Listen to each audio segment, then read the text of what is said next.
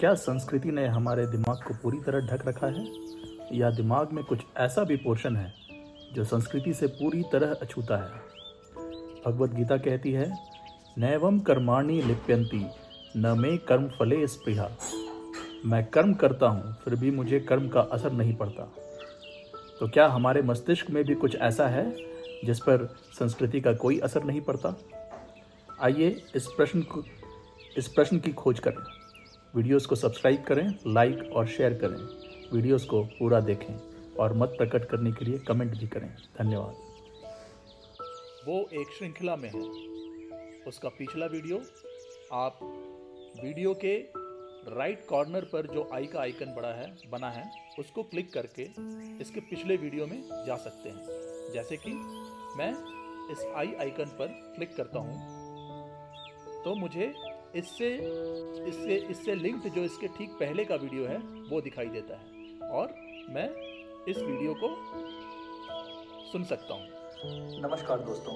फिर इस वीडियो से जो लिंक्ड वीडियो है इसके पहले का वीडियो वो उसी तरह इस आई आइकन को क्लिक करने से हम देख सकते हैं। तो इस तरह इन वीडियोस को आप एक श्रृंखला में देख सकते हैं।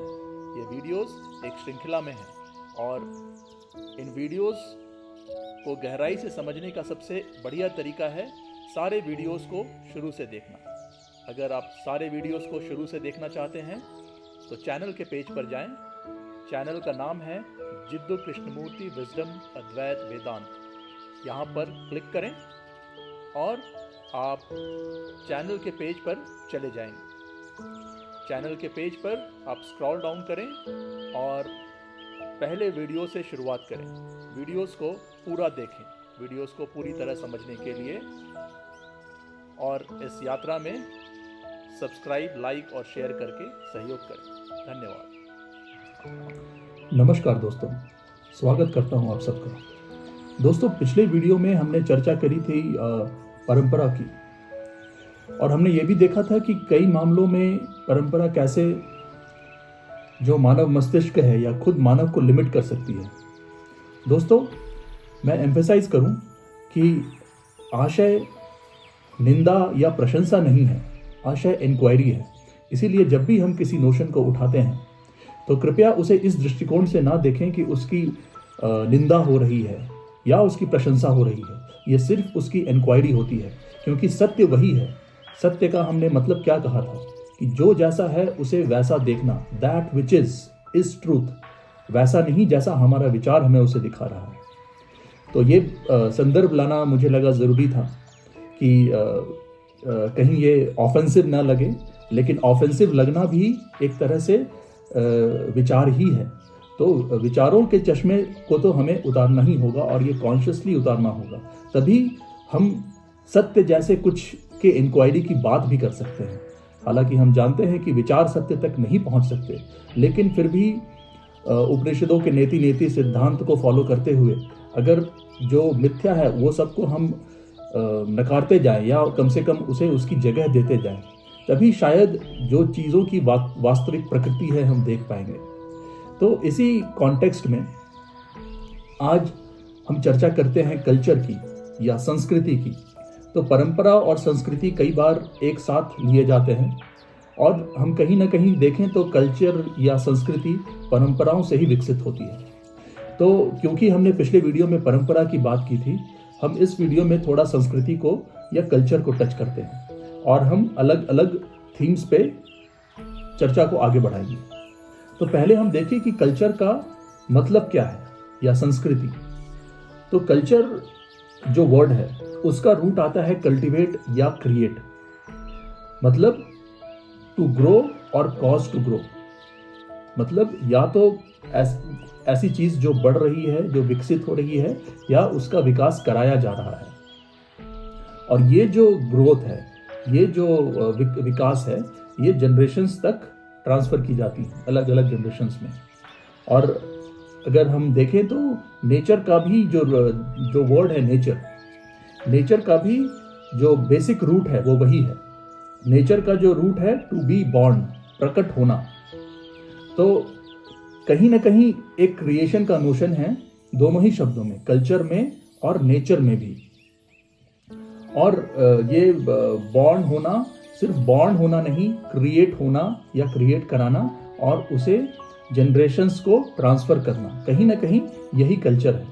तो हम देखें कि हम उस मानव से जो गुफाओं में रहा करता था, केव मैन जिसे कहते हैं, वहाँ से आज हम जिसे हम आधुनिक मानव कहते हैं, तो इसे हम विकास कहते हैं।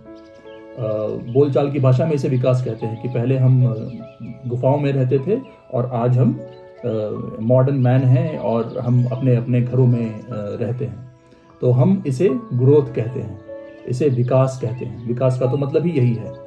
और बड़ी रोचक बात है कि विकास हम इसे कहते हैं, क्यों कहते हैं? क्योंकि हम मटेरियली ज़्यादा चीज़ें हमारे पास हैं, जो मटेरियल, जो भौतिक चीज़ें हैं, जो हमें दिखती हैं, जिन्हें हम टच करते हैं। मटेरियल का मतलब वही है, जो दिखें और जिन्हें आप टच कर सकते हैं, वो हमारे पास हैं। लेकिन गुफाओं से शहरों तक और घरों तक आने के लिए ना जाने हमने प्रकृति का कितना दोहन किया, लेकिन हम इसे विकास कहते हैं। तो कहीं ना कहीं ये कॉन्ट्राडिक्शन, ये विरोधाभास भी लाना ज़रूरी है। तो दोस्तों, ये जो कल्चर है, ये जो संस्कृति है, इसका तो संदर्भ हमें बड़ी ही सरलता से मिल सकता है हमारे हिंदू ग्रंथों में, साइंटिफिक नोशंस में। तो हिंदू शास्त्रों से हम कुछ संदर्भ लेते हैं। ऋग्वेद में सृष्टि की उत्पत्ति को नासदीय सूक्त में वर्णित किया गया है। तो क्योंकि कल्चर का मतलब ही हम कहीं ना कहीं उसका रूट क्रिएट और कॉज टू ग्रो इस तरह से ले रहे हैं, तो इसीलिए हम ऋग्वेद के नासदीय सूक्त को लेते हैं जहां पे क्रिएशन की बात है। तो ऋग्वेद का नासदीय सूक्त कहता है, ना सदा सीनो सदा सित दानिम नासी द्रजो नो व्योमा परोयत। सृष्टि की प्रारंभिक अवस्था में न असत था न सत, केवल संभावना थी। दोस्तों, मैं फिर से इसे पढ़ना चाहूंगा। सृष्टि की प्रारंभिक अवस्था में न असत था न सत था, केवल संभावना थी। न सत्य था न असत्य था, केवल संभावना थी, केवल प्रोबेबिलिटी थी। और हम माने कि ये ऋग्वेद पता नहीं कितने हजारों सालों पहले शायद लिखा गया, और आज मॉडर्न कॉस्मोलॉजी प्रोबेबिलिस्टिक यूनिवर्स की बात करती है कि ब्रह्मांड कैसा भी हो सकता है क्वांटम फिजिक्स के एडवांसमेंट के बाद।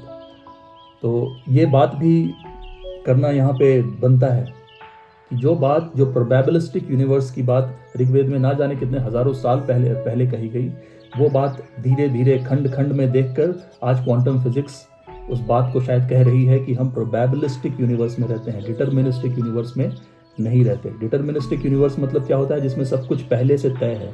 प्रोबेबिलिस्टिक मतलब वो तय नहीं है, उस चीज के होने की संभावना है।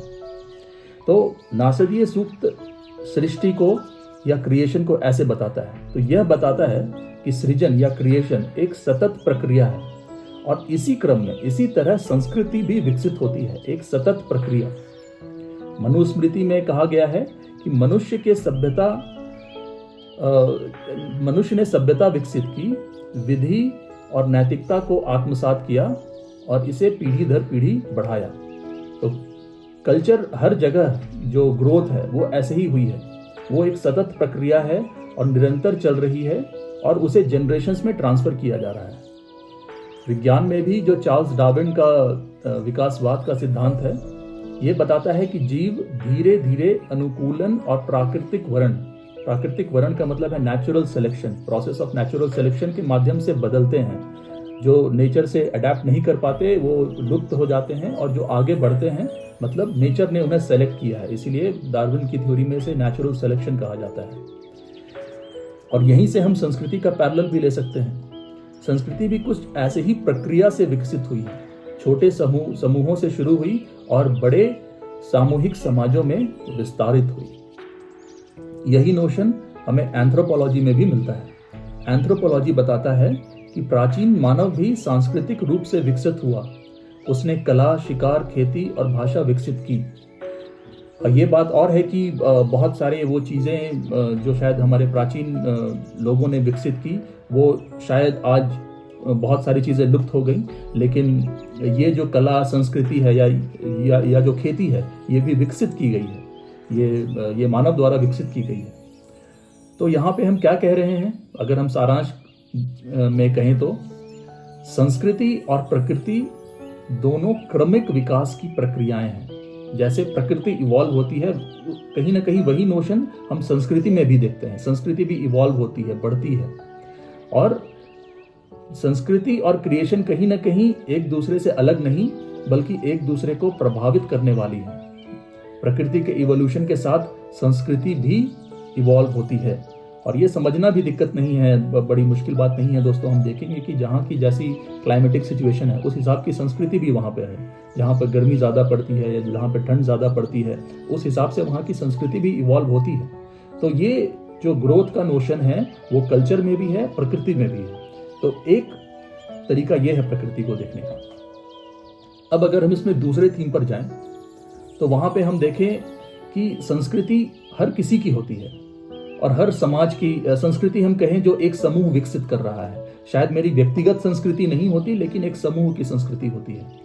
तो अगर कोई इंसान है जो शायद उस समय जो बहुत प्राचीन इंसान थे, जब खेती का विकास नहीं हुआ था, तो शायद वो कुछ जो प्राकृतिक रूप से कंदमूल फल होते थे वो खाते होंगे, या जो जानवर हैं उनको खाते होंगे। अब हम ये सब सिर्फ कल्पना कर सकते हैं, क्योंकि उस समय हम थे नहीं। लेकिन कहीं ना कहीं उस प्राचीन मानव की भी अपनी एक कल्चर थी, और आज भी हम देखते हैं कि ऐसे समूह हैं जिनके बारे में आप पढ़ते होंगे। अंडमान में भी ऐसा समूह है जो अभी भी उसी तरह से प्राचीन मानव की तरह जीते हैं, और बिल्कुल हमारे जैसे नहीं है पहनावे में। और आज भी बहुत कम ही सही, लेकिन ऐसे समाज हैं, ऐसे आइलैंड्स हैं जहाँ पे ऐसी संस्कृति है। तो ये भी संस्कृति का एक नोशन है कि वो एक समूह द्वारा विकसित है, और अलग अलग भिन्न हो सकती है अलग अलग समूहों द्वारा। और कुछ संस्कृतियां विलुप्त हो गई, और कुछ संस्कृतियां आज भी कायम हैं, जो ठीक उसी तरह जी रही हैं जैसे प्राचीन मानव जिया करता था। तो इसका भी संदर्भ हमें मिलता है भगवत गीता में। श्री कृष्ण कहते हैं, चातुर्य वर्णयम मया सृष्टम गुण कर्म विभागशः। इसका मतलब है, मैंने समाज को विभिन्न गुणों और कर्मों के आधार पर विभाजित किया है। श्री कृष्ण जो ईश्वर के रूप में कह रहे हैं कि गुणों और कर्मों के आधार पर समाज को विभाजित किया है। और यह स्पष्ट करता है कि हर व्यक्ति और समाज हर व्यक्ति और व्यक्ति रूपी जो व्यक्ति मिलकर जो समाज बनते हैं, उनकी एक स्वाभाविक संस्कृति होती है, और किसी दूसरी संस्कृति को उस संस्कृति के ऊपर थोपने का कोई मतलब नहीं, क्योंकि दोनों ही ग्रोथ है। वैज्ञानिक दृष्टिकोण से भी हम देखें तो कल्चरल रिलेटिविज्म का नोशन है, जो एंथ्रोपोलॉजी में एक मुख्य विचार है। ये कहता है कि हर समाज की संस्कृति अपने संदर्भ में मान्य होती है और बाहरी प्रभावों से प्रभावित होकर बदल सकती है। तो एक कल्चरल मिक्सिंग जो है वो एक चीज़ है, उसमें दोनों का ही विकास है। लेकिन कल्चरल डोमिनेंस सिर्फ इसलिए कि कोई हमारे जैसा नहीं है, इसीलिए हम उसे अपने जैसा बना दें, इससे हमने एक क्रिएशन को नष्ट कर दिया। एक कल्चर जो विकास कर रही थी, एक विकास को हमने नष्ट कर दिया। तो कल्चरल डोमिनेंस का मतलब ये है, या कल्चरल इम्पोजिशन का मतलब ये है कि हमने एक प्रकृति को, एक चीज जो खिल रही थी, एक पुष्प जो खिल रहा था, उसे हमने नष्ट कर दिया। अब दोस्तों, ये तो दूसरे नोशन की बात हुई, जहाँ पे हम कहते हैं कि अलग अलग मानव समाज की अलग अलग संस्कृति है, और हर संस्कृति ग्रोथ है, हर संस्कृति अपने में मान्य है। कोई एक संस्कृति ये नहीं कह सकती कि मेरी संस्कृति मान्य है और दूसरे की संस्कृति मान्य नहीं है। अब संस्कृति को इस ढंग से समझने के बाद कि वो एक ग्रोथ है और वो भिन्न भिन्न समाजों में प्रकृति के उस एरिया के ज्योग्राफिकल सिचुएशन के हिसाब से विकसित हुई है, अब हम इस बात पर आते हैं कि कल्चर का यूज क्या है, कल्चर का बेनिफिट क्या है। तो कल्चर को हम कई एस्पेक्ट्स में देख सकते हैं, जैसे इसी सभ्यता से साइंस विकसित हुआ है, इसी कल्चर से साइंस विकसित हुआ है, कला, म्यूजिक, टेक्नोलॉजी, साहित्य, लिटरेचर।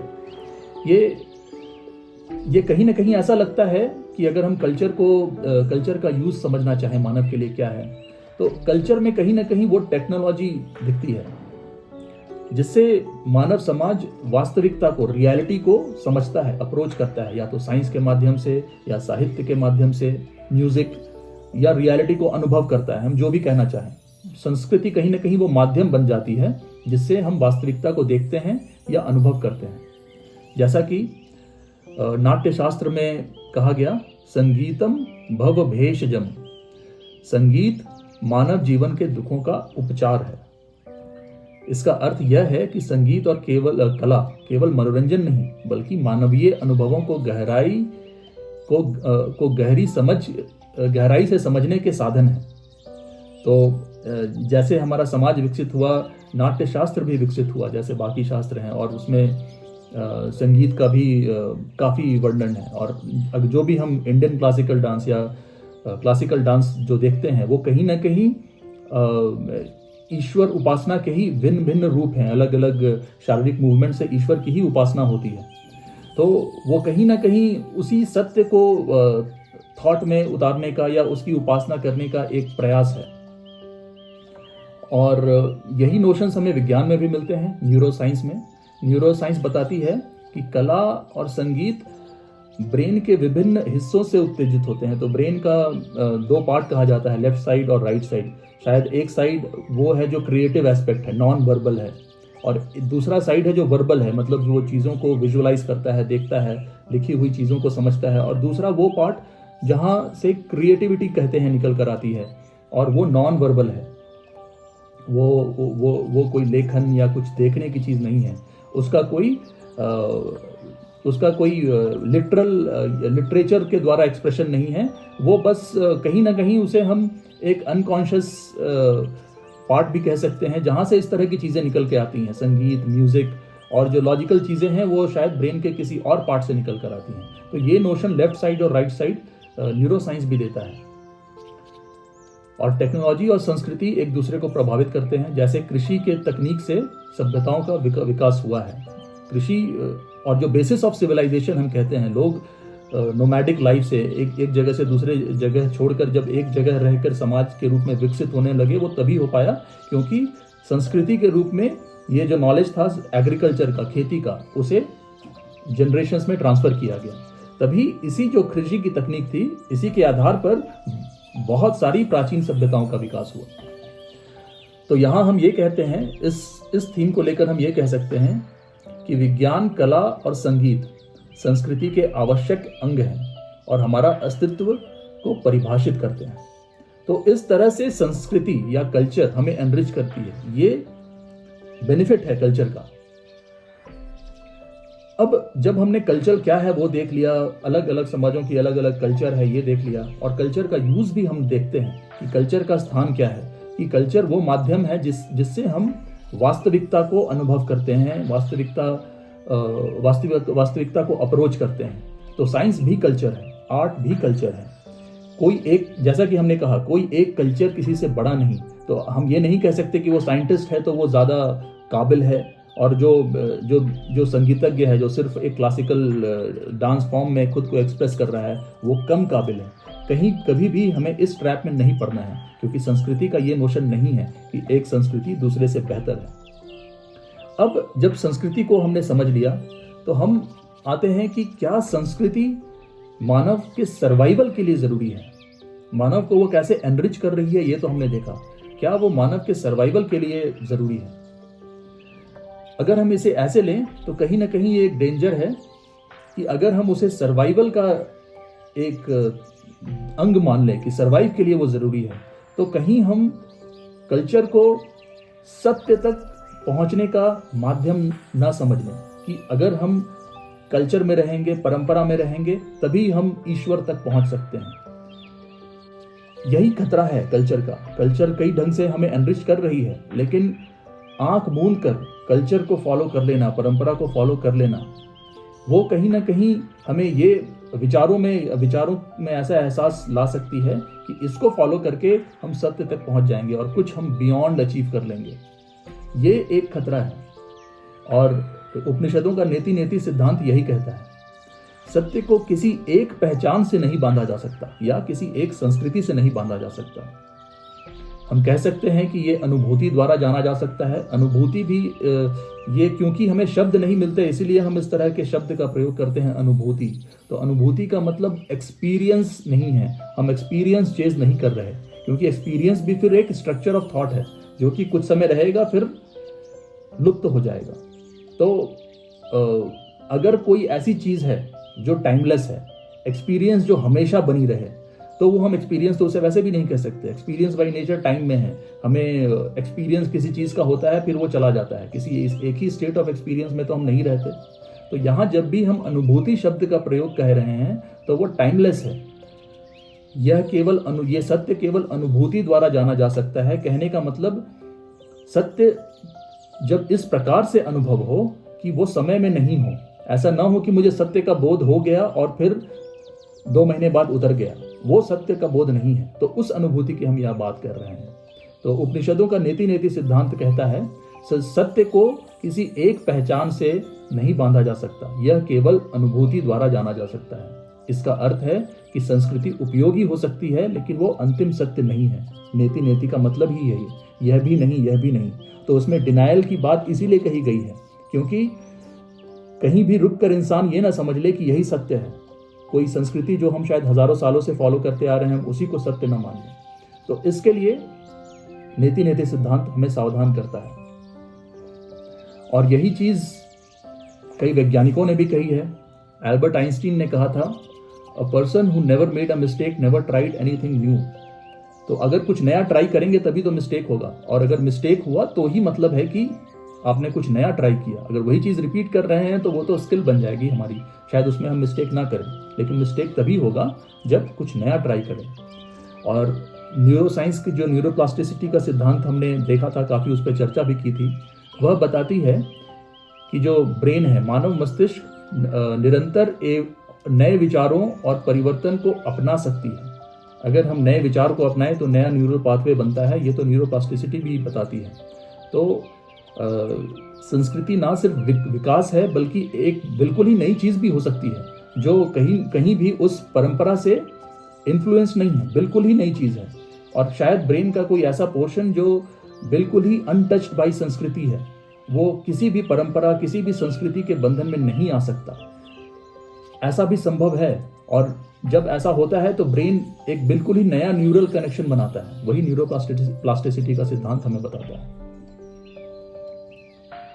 तो दोस्तों, ये जो नोशन है कि परंपरा या संस्कृति अंतिम सत्य नहीं है, तो हमें इस बात पे भी विचार करना चाहिए। और हमने देखा है कि ये बात सिर्फ परंपरा की नहीं है कि हम कई बार ऐसे महापुरुष आए जिन्होंने उस समय की मानी गई परंपरा को पूरी तरह बदल दिया।